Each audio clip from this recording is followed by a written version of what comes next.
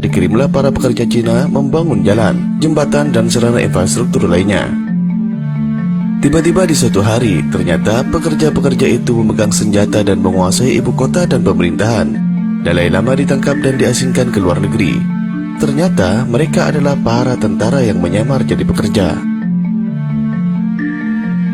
Pada 21 Oktober 1950, tentara Cina menginvasi Tibet, padahal Tibet telah mendeklarasikan kemerdekaan dari Cina pada tahun 1913. Namun rupanya Cina tidak pernah mengubris dan terus menganggap Tibet bagian dari Cina. Akibat invasi Cina, Tibet mengalami kekalahan dan terpaksa menandatangani 17 pokok perjanjian yang menyatakan pengakuan pemerintahan Cina terhadap Tibet. Dalam perjanjian itu, Cina memperbolehkan adanya administrasi otonomi yang dipimpin oleh Dalai Lama. Perjanjian tersebut baru diratifikasi di Lhasa sebulan setelah ditandatangani. Dalam perjanjian itu disebutkan kalau Dalai Lama memerintah di Tibet yang merupakan bagian dari wilayah Cina.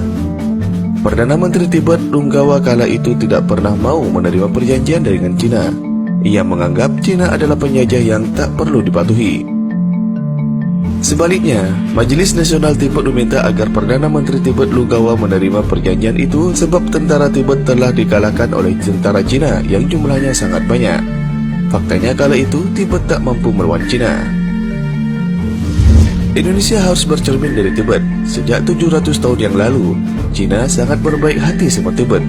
Dengan gaya yang terkesan santun, Cina membantu Tibet dalam membangun infrastruktur.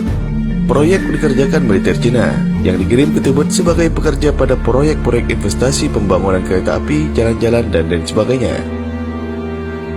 Namun pada saat yang sudah ditentukan, para pekerja itu mengeluarkan senjata dan mereka menodong polisi dan tentara.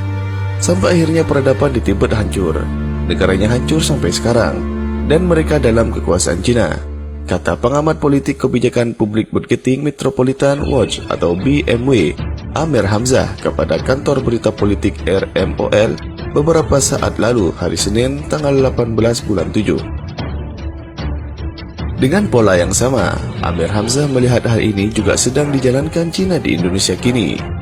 Setelah berinvestasi di Indonesia, investor juga telah menyelundupkan para militer Cina ke Indonesia dengan dalih tenaga kerja proyek.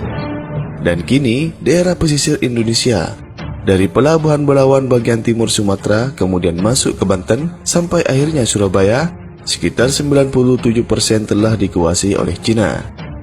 Dan tidak mustahil apartemen-apartemen tempat-tempat tertentu di pesisir pantai itu mereka gunakan sebagai tempat persembunyian mereka untuk mengintai perairan Indonesia, ungkapnya.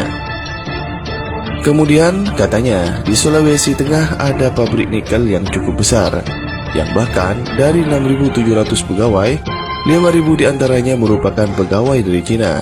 Belum lagi di Banten dan Ketapang.